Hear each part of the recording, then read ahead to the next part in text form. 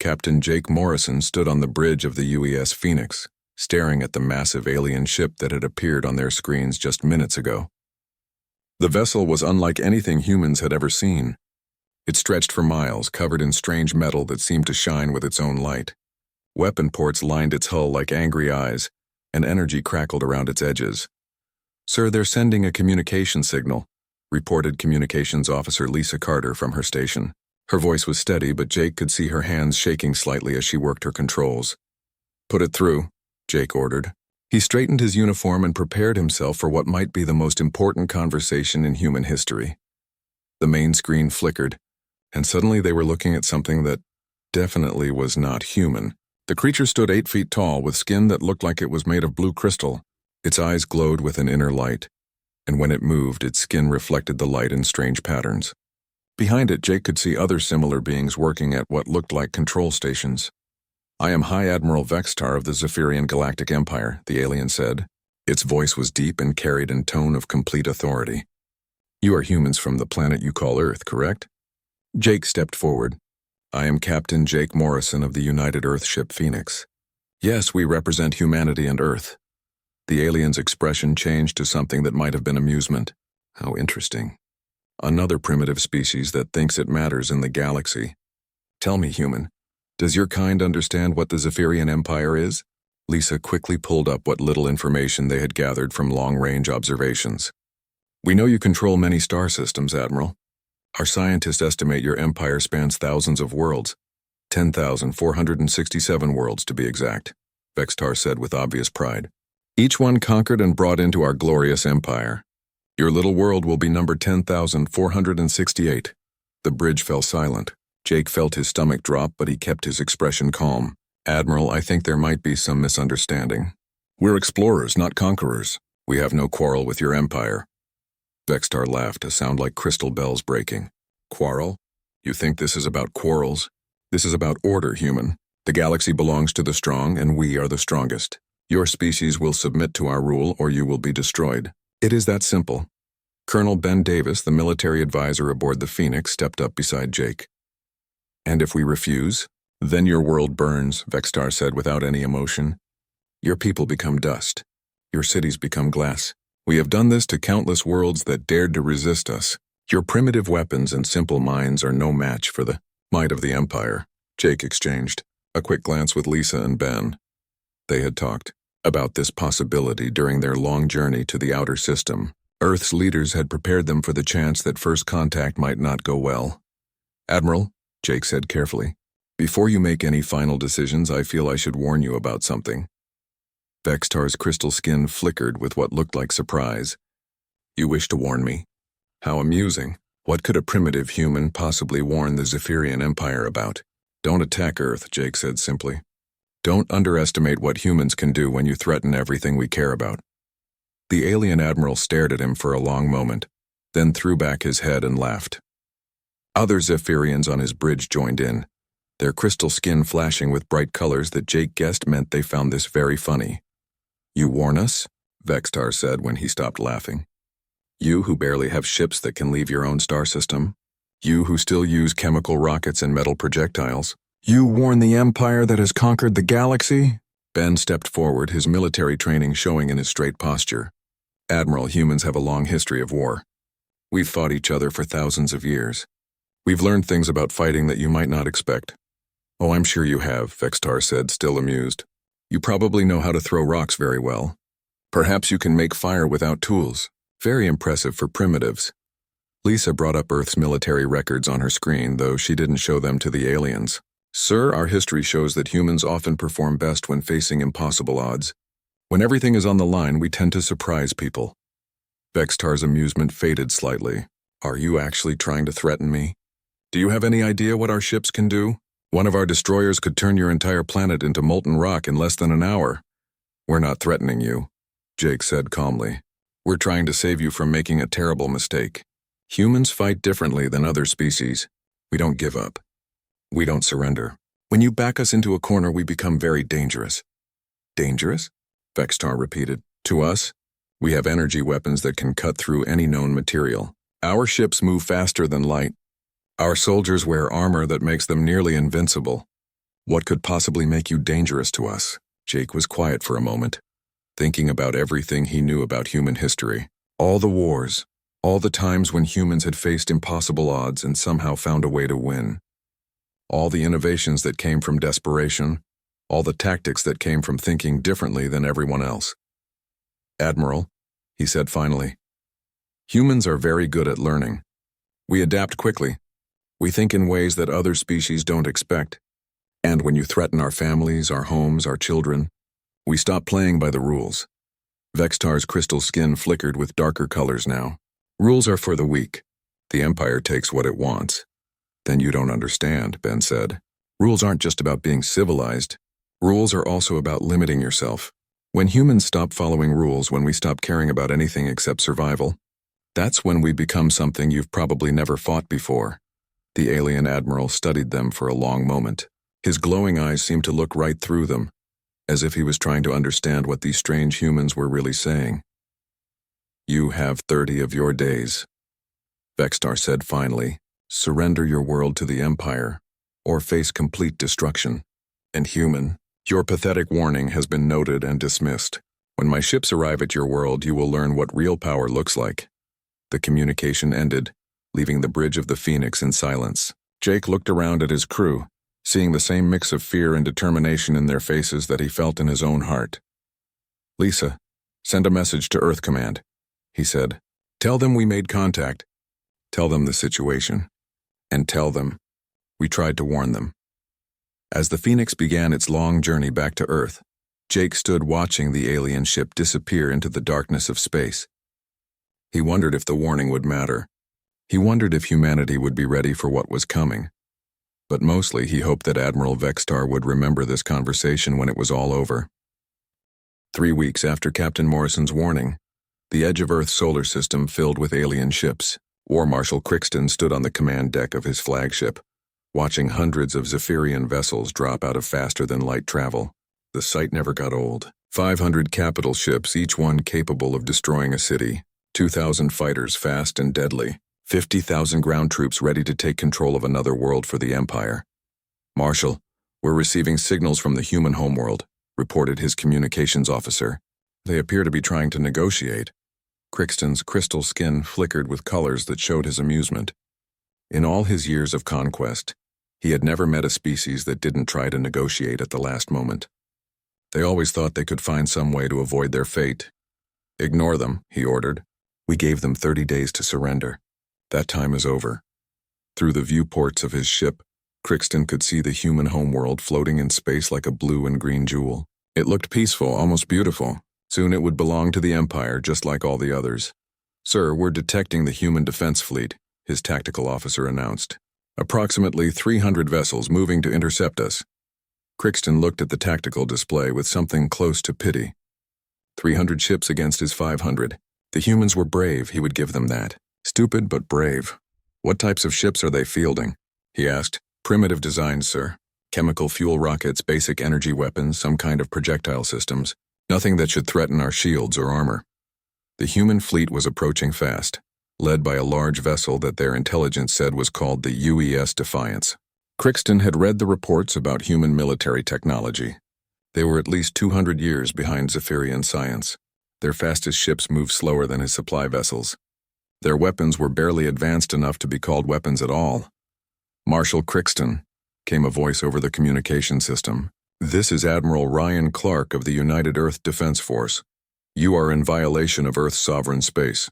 Withdraw immediately or face the consequences. Crixton signaled his communications officer to open a channel. Admiral Clark, I am War Marshal Crixton of the Zephyrian Empire. You were given the chance to surrender. That chance has passed. Prepare to witness the power of true civilization. We tried to warn your people, Clark responded. Don't say we didn't try. The first shots came from the human fleet. Bright streaks of energy lanced out from their ships, striking the forward Zephyrian vessels. The energy scattered harmlessly against the crystal shields, causing no damage at all.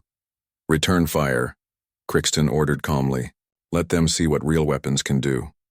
The Zephyrian fleet responded with a coordinated barrage that lit up space like a new sun. Their advanced energy weapons, powered by the same crystal technology that made their armor, cut through the human ships like knives through paper.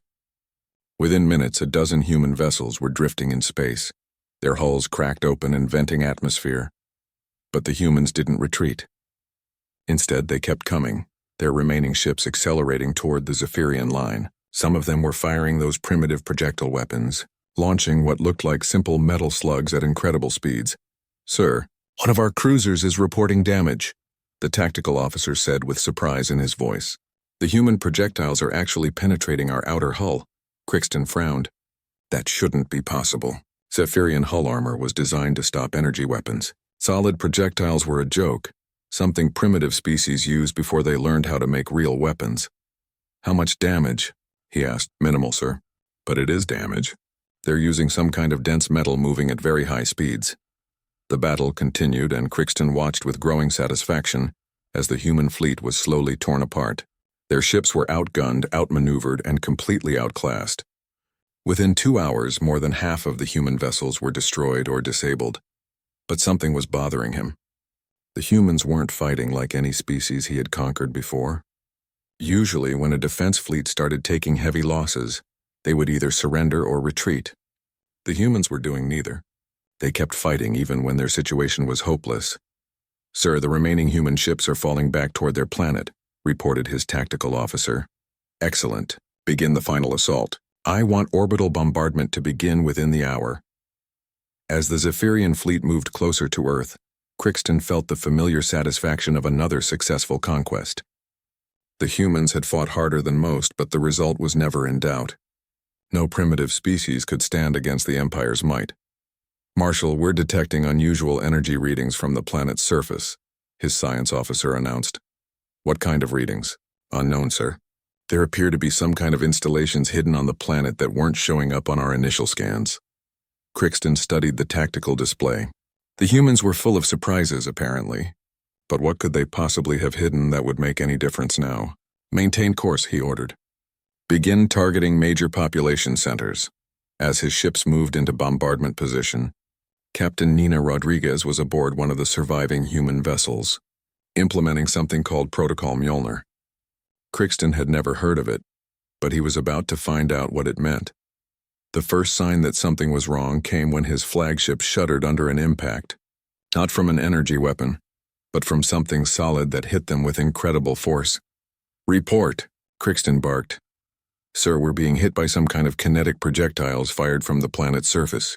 They're moving at... This can't be right. They're moving at a significant fraction of light speed." Another impact shook the ship, this one harder than the first. Alarms began sounding as sections of the ship reported hull breaches. "How is this possible?" Crixton demanded. "Their technology is primitive." "Sir, it appears the humans have been hiding their true capabilities. These projectiles are being fired by some kind of electromagnetic acceleration system. The impact force is enormous." More ships in the fleet were reporting hits. The projectiles were simple chunks of dense metal, but they were moving so fast that they hit with the force of small nuclear weapons. And the humans seemed to have a lot of them. "All ships, evasive maneuvers," Crixton ordered. "Return fire on the surface installations." But when his ships tried to target the human weapon systems, they found that the installations were protected by some kind of energy shields. Not as advanced as Zephyrian shields, but strong enough to deflect their initial bombardment. Worse, the remaining human ships were regrouping and attacking again. They were using the orbital weapon fire as cover, darting in and out of the bombardment zone to attack Zephyrian vessels that were trying to avoid the kinetic projectiles. "Sir, the humans are coordinating their attacks with precision timing," his tactical officer reported. "They're using our own evasive maneuvers against us." Crixton watched in growing amazement as his supposedly easy conquest turned into a real battle. The humans were fighting with a level of tactical creativity he had never encountered. They were using their planet's gravity well, the debris from destroyed ships, even the light from their own sun to confuse Zephyrian sensors and targeting systems. "Marshal, we've lost 6 ships and have 37 reporting significant damage," came the report that made Crixton's crystal skin flash with angry colors. This wasn't supposed to happen. The Empire's fleets didn't take significant losses against primitive species.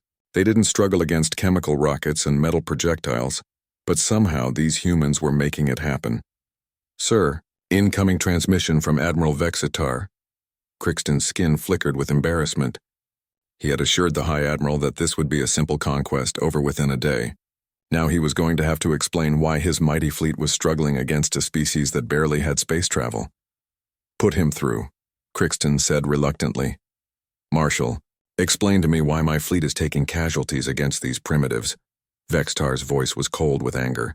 Sir, the humans have been concealing their true military capabilities. They're fighting with tactics and weapons we didn't expect. Handle it, Marshal. The Empire does not accept failure. As the communication ended, Crixton looked out at the battle raging around Earth. The humans had turned what should have been a simple conquest into something else entirely. He was beginning to understand what Captain Morrison had tried to warn them about. Dr. Emma Brooks watched the battle from deep inside a mountain bunker in Colorado. Around her, dozens of screens showed the fighting in space above Earth. The Zephyrian fleet was taking damage, but so were the human forces.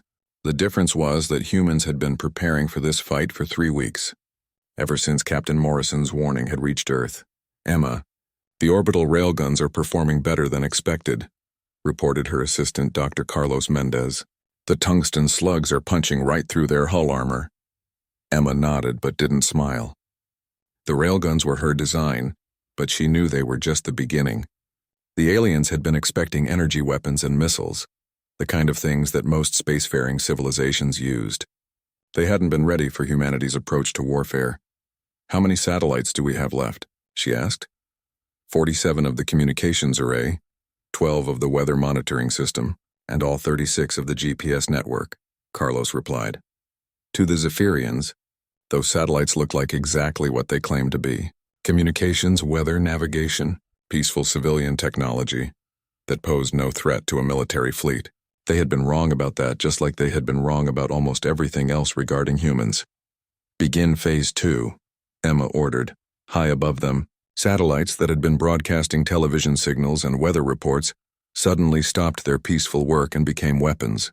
The GPS satellites were the first to act, sending precisely timed signals to coordinate attacks between Earth's surface weapons and the remaining space fleet.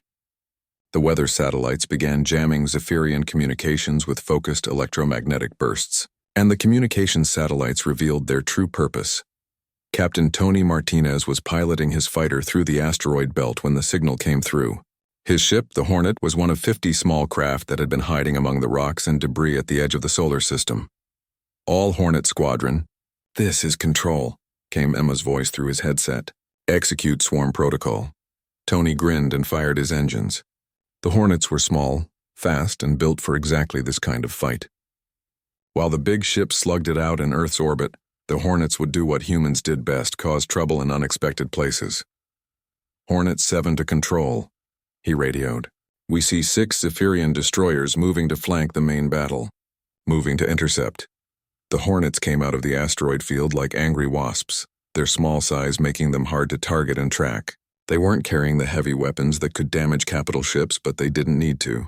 Their job was to disrupt, confuse, and generally make life difficult for the alien fleet. Tony's fighter slipped between 2 Zephyrian cruisers, firing magnetic mines that attached to their hulls. The mines wouldn't destroy the big ships, but they would interfere with their shield generators and weapon systems. Behind him, other Hornets were doing the same thing, turning the organized Zephyrian formation into chaos. This is Hornet Squadron Leader Martinez to all units, Tony called over the radio. Remember, we're not trying to win. We're trying to make them mad, confused, and stupid. Humans are good at making people mad. On the surface of Earth, Ground Commander Lucy Harper was preparing for the next phase of the battle. The aliens would eventually get past the orbital defenses and try to land troops. When they did, they would discover that humans had some very unpleasant surprises waiting for them. Commander, we're getting reports that alien dropships are launching from their main fleet, her communications officer announced. Good, Lucy said calmly. Are our people ready? All civilian militia units are in position. The regular military forces are standing by, and the special weapons are armed. Lucy looked at the tactical display showing the alien dropships descending toward major cities around the world. The Zephyrians probably expected to land and face human soldiers with conventional weapons. They were about to learn that humans didn't always fight conventionally. The first dropships landed in New York, London, Tokyo, and 12 other major cities. Zephyrian soldiers, 8 feet tall and covered in crystalline armor, stormed out of their transports ready to take control of another conquered world. Instead, they found cities that seemed completely empty. No soldiers, no civilians, no resistance at all. Just empty streets and silent buildings that lasted for about 10 minutes. The attack came from everywhere at once. Buildings that had seemed empty suddenly revealed hidden weapon emplacements. Sewers and subway tunnels opened up to release human soldiers armed with weapons specifically designed to fight crystalline armor. And from the civilian population that the aliens thought had fled, came the discovery that every human adult had been given basic military training. "Sir, the drop troops are reporting heavy resistance," Crixton's tactical officer announced. "The humans are using some kind of sonic weapons that disrupt our armor." High above the planet, Emma was monitoring the ground battle with satisfaction. Human scientists had studied the Zephyrian crystal technology and found its weakness. Sound waves at specific frequencies could shatter the crystalline matrix that made their armor so strong. "Carlos, activate the satellite network," she ordered. The communications satellites, which had been pretending to be civilian technology, suddenly revealed their true purpose. They began broadcasting powerful electromagnetic pulses directly at the Zephyrian fleet. The pulses were tuned to interfere with the crystal technology that powered their ships. Marshal Crixton felt his flagship shudder as the electromagnetic attack hit. Around him, control panels began sparking and displays went dark. "What's happening?" he demanded. "Sir, the humans are attacking our crystal matrix systems with some kind of focused electromagnetic radiation. Our shields are failing. Weapons are going offline." Crixton stared at the tactical display in disbelief. The humans had turned their own technology against them. They had studied Zephyrian crystal tech and found a way to disrupt it. "How is this possible? They've only known about our technology for 3 weeks." "Sir, it appears that humans learn and adapt much faster than our intelligence estimated." The battle was turning into something that no Zephyrian had ever experienced. The humans weren't just fighting back, they were fighting smart. They were using tactics that made no sense according to standard military doctrine, but somehow they were working.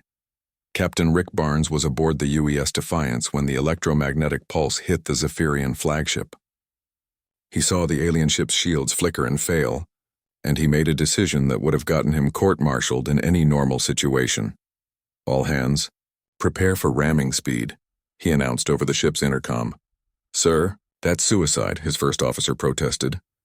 "Maybe," Rick said calmly, "but sometimes humans do crazy things that work." The Defiance accelerated toward the alien flagship, its nuclear warheads armed and ready. Rick had loaded every explosive device they had into the forward section of his ship. If he was going to ram the alien command vessel, he was going to make it count. Crixton saw the human ship coming directly at his flagship and couldn't believe what he was seeing. "They're going to ram us? That's insane. All weapons target that ship," he ordered.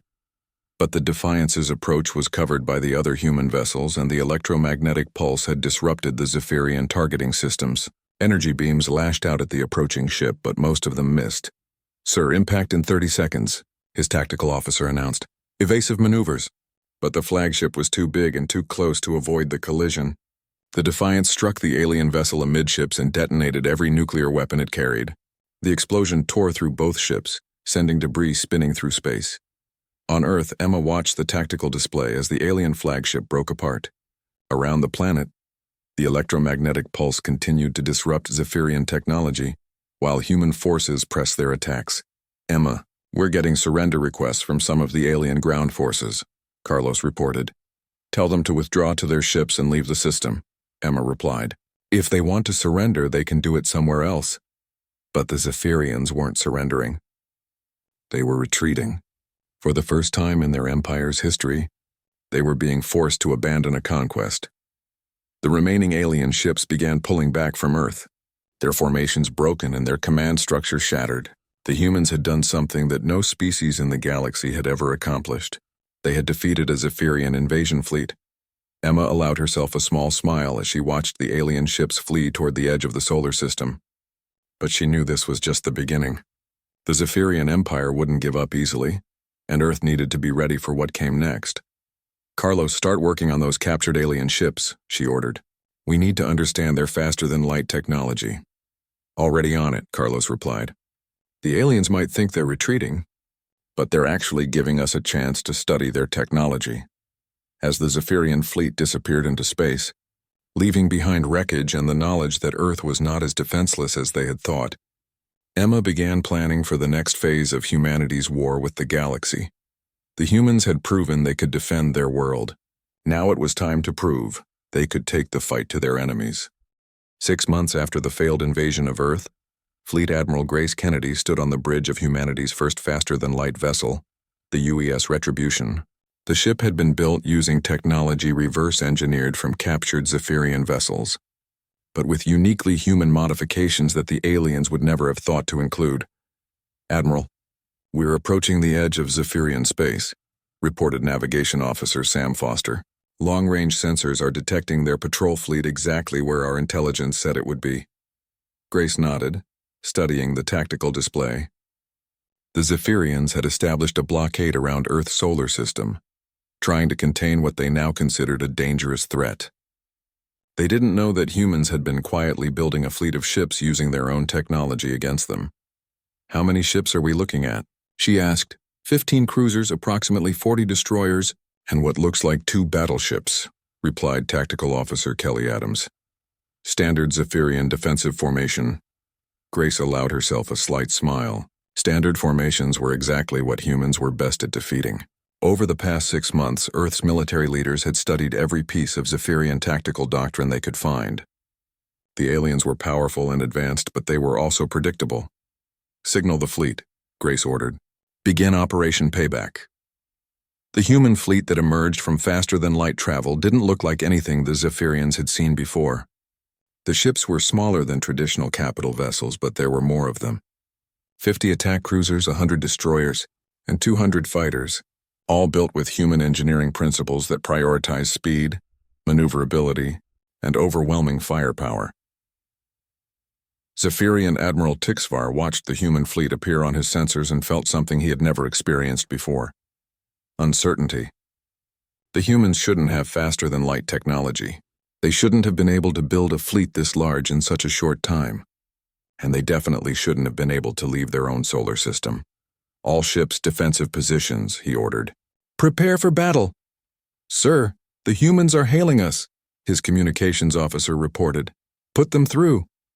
Admiral Kennedy's face appeared on the main screen, and Tixvar was surprised by what he saw. The human looked calm, confident, almost relaxed. This wasn't how a primitive species should behave when facing the might of the Zephyrian Empire. "Admiral Tixvar," Grace said politely, "I'm Admiral Grace Kennedy of the United Earth Defense Force. We tried to warn your people not to attack our world. Since you didn't listen, we're here to return the favor." "Return the favor," Tixvar repeated. "You cannot threaten the Empire, human. We have thousands of ships across hundreds of systems." "We know," Grace replied. "We've been studying your empire for the past 6 months.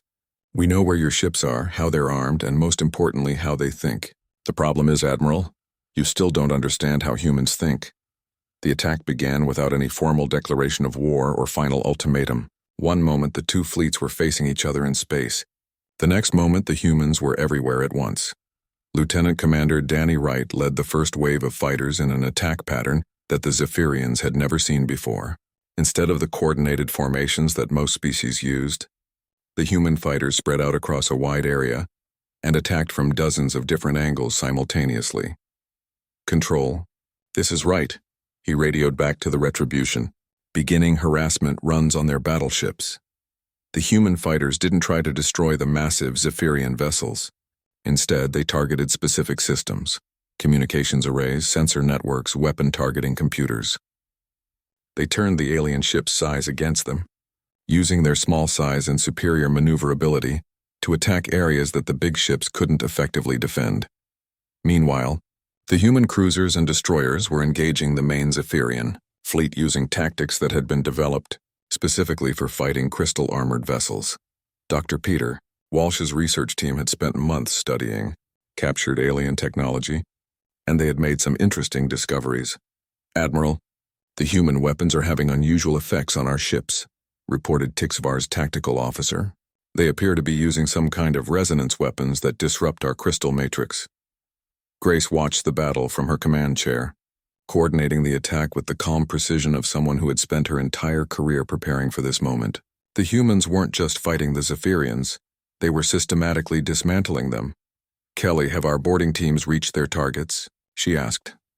"Teams Alpha through Delta have successfully boarded 4 Zephyrian vessels," Kelly replied. "They're reporting that the aliens are having difficulty adapting to close-quarters combat." This was perhaps the biggest surprise for the Zephyrians. Humans had taken captured alien technology and modified it to create personal armor and weapons specifically designed for fighting inside alien ships.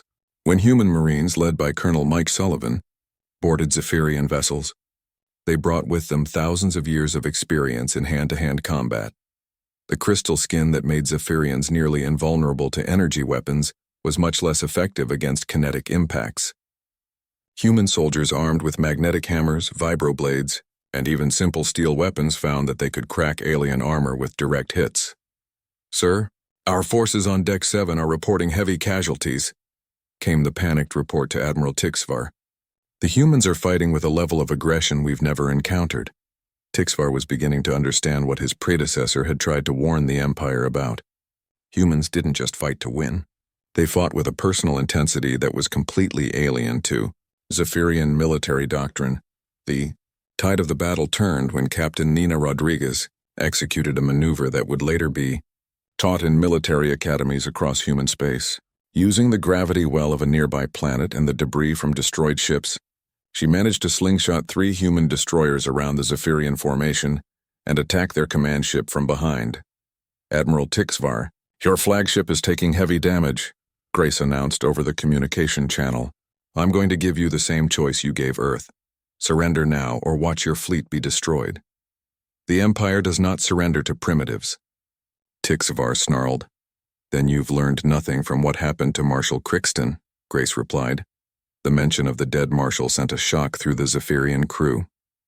Crixton had been one of their greatest military leaders, and he had died trying to conquer a species that supposedly barely had space travel. The battle continued for another 2 hours, but the outcome was never in doubt. The human fleet systematically destroyed or disabled every Zephyrian vessel, using tactics and weapons that the aliens had no effective counter for. When the last alien ship finally surrendered, Grace opened a communication channel to the surviving Zephyrian crews. "This is Admiral Kennedy to all Zephyrian vessels," she announced. "You will return to your empire with a message. Tell your leaders that humanity is no longer hiding in our solar system. Tell them that we have their technology, we understand their tactics, and we're coming for them. You cannot threaten the entire empire," Tixvar protested from his damaged flagship. "We're not threatening the empire," Grace replied calmly. "We're making it a promise. You attacked our world. You tried to destroy our civilization. You killed our people. Now you're going to learn what happens when you make humans angry." As the surviving Zephyrian ships limped away toward their own territory, Grace turned to her crew. "Set course for the nearest Imperial colony. It's time to show the galaxy that Earth isn't just defending itself anymore." Dr. Emma Brooks, monitoring the battle from her laboratory on Earth, watched the tactical display with satisfaction.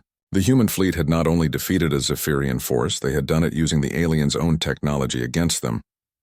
"Carlos, how are our shipyards doing?" she asked. "Production is ahead of schedule," Carlos replied. "We'll have another 50 ships ready within 3 months. The aliens made a big mistake when they taught us how to build faster-than-light vessels." Emma nodded, but her expression was serious. This victory was just the beginning.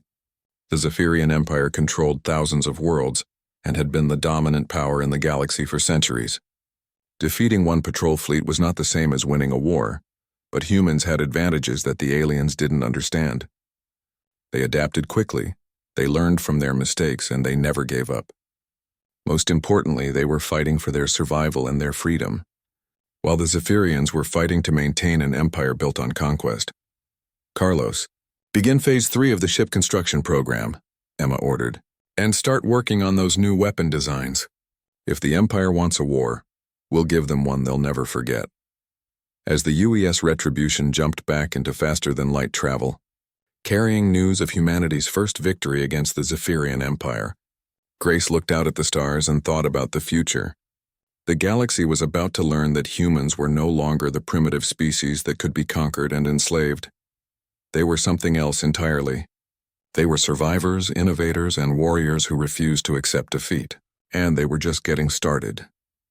High Admiral Vextar stood before the Supreme Council of the Zephyrian Empire, his crystal skin flickering with colors that showed his shame and confusion. In the great chamber of Zephyr Prime, the most powerful beings in the galaxy waited for his explanation of how a primitive species had managed to destroy 2 Imperial fleets. "Explain to us, High Admiral, how these humans have managed to defeat our forces twice," demanded Supreme Chancellor Kexmore, her ancient crystal form towering over the assembly. "Explain how a species that we discovered less than a year ago is now raiding our colonies." Vexitar's skin flashed darker colors. "Supreme Chancellor, the humans are not like any species we have previously encountered. They adapt to new situations with incredible speed. They learn from every engagement, and they fight with a level of determination that defies all military logic." "They are primitives," shouted War Master Zixtal from his seat among the council. "They barely had space travel when we first encountered them. How can primitives defeat the Empire?" "Because they're not primitives," Vextar replied quietly. "We made the mistake of judging them by their technology instead of their capability. Their captain tried to warn us. He told us not to underestimate what humans could do when threatened." On the great display screen in the center of the chamber, images flashed of the battles that had taken place over the past year. Human ships built with Zephyrian technology, but modified with innovations that no Imperial engineer had ever considered. Human tactics that broke every rule of conventional warfare but somehow worked anyway.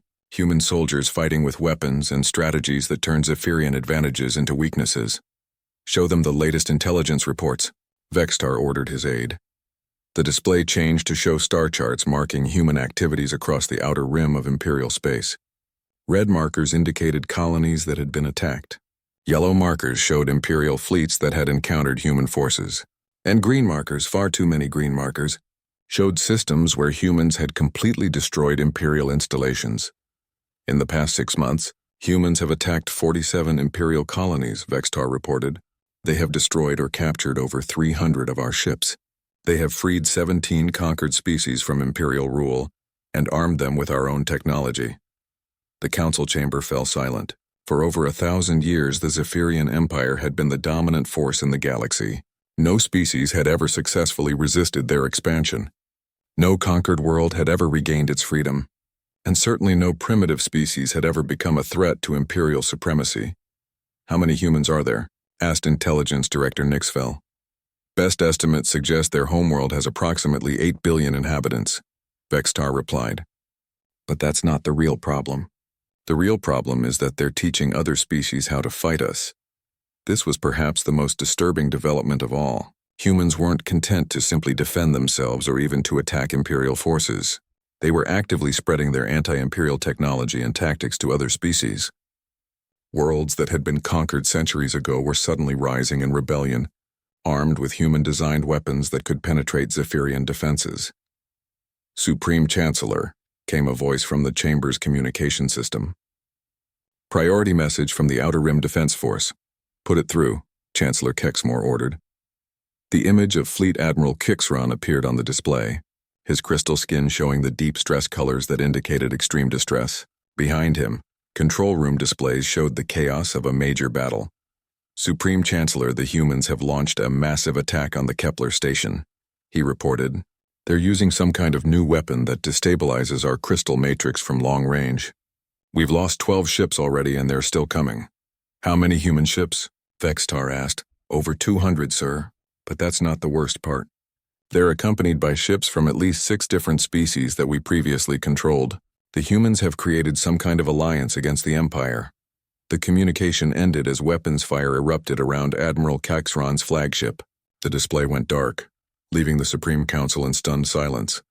"They're not just fighting us," Vextar said quietly. "They're organizing the entire galaxy against us." Meanwhile, in the solar system where this all began, President Helen Baker stood before the United Earth Assembly, delivering a speech that was being broadcast to every human settlement in known space. "Fellow humans," she began, "1 year ago aliens arrived at our world demanding our surrender. They expected us to bow down to their empire like thousands of other species had done before us. Instead, we gave them a warning. The assembly hall was packed with representatives from every nation on Earth, every colony in the solar system, and every human ship in the growing stellar fleet. They listened as their president described the transformation that had taken place since first contact. "We warned them not to underestimate humanity," Baker continued. "We told them that humans become dangerous when cornered. We tried to save them from making a terrible mistake. They chose not to listen." On screens throughout the hall, images showed the current state of the war. Human fleets were active in dozens of star systems. Former Imperial colonies were declaring independence and joining the growing human alliance. Species that had been enslaved for centuries were fighting for their freedom using weapons and tactics developed by human engineers and tacticians. "Today, I am pleased to announce that the colony of Zerion Prime has joined our alliance," Baker said. "The Zerionians were conquered by the Zephyrian Empire 400 years ago. This week, with human assistance, they drove the Imperial occupation force out of their system." Dr. Emma Brooks watched the speech from her expanded laboratory complex, which now covered several square miles of underground facilities. Around her, thousands of scientists and engineers from dozens of species worked on projects that would have been impossible just a year ago. "Emma, the new drive systems are testing ahead of schedule," reported her assistant, who was no longer human. Dr. Veltar was a former Zephyrian scientist who had defected to the human side after witnessing what he called the most rapid technological advancement in galactic history. "How we—" "Much faster than Imperial drives?" Emma asked. "Approximately 40% faster and much more efficient. The humans have managed to improve our own technology in ways we never considered.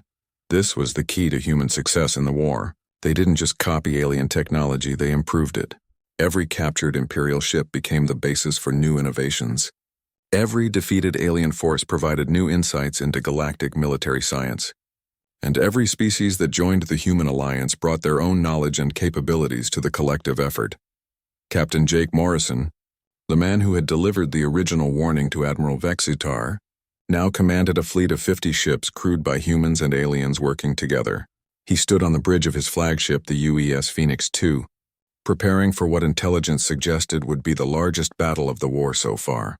"Captain, we're receiving surrender offers from 3 of the Imperial worlds in this system," reported his communications officer, a former Imperial citizen whose species had joined the Alliance 6 months ago. "Tell them they can surrender to their own people," Jake replied. "We're not here to conquer anyone. We're here to free them." This was perhaps what the Zephyrian Empire understood least about the humans. They weren't trying to build their own empire. They were trying to tear down the existing one and replace it with something that allowed every species to govern itself.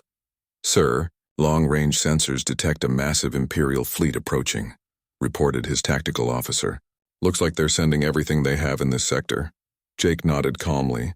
The Empire was finally beginning to take the human threat seriously, but it might be too late. Every day that passed, more worlds joined the Alliance. Every battle gave humans and their allies more experience fighting Imperial forces, and every Imperial defeat convinced other species that the mighty Zephyrian Empire could be beaten. "Signal the fleet," Jake ordered. "All ships prepare for battle, and send a message to the Imperial commander." "What should the message say, sir?" Jake thought for a moment about the conversation he had had with Admiral Vexitar all those months ago. The warning that the aliens had dismissed as the desperate bluster of a primitive species. "Tell them that Captain Morrison sends his regards," he said. "Tell them we tried to warn them. Tell them this is what happens when you don't listen to humans." As the 2 fleets moved toward each other in the darkness of space, the war that had begun with a simple warning was about to enter its next phase. The Zephyrian Empire was learning far too late that when humans said "do not attack our world," they weren't making an idle threat. They were giving good advice, and now, as human-led forces prepared to liberate another star system from Imperial control, the warning that Captain Morrison had delivered was echoing across the galaxy in a way that Admiral Vexitar could never have imagined. Humanity had tried to warn the Empire. The Empire had chosen not to listen. Now the entire galaxy was learning what humans could accomplish when they stopped trying to be diplomatic and started trying to win. Back on Zephyr Prime, as reports of yet another Imperial defeat reached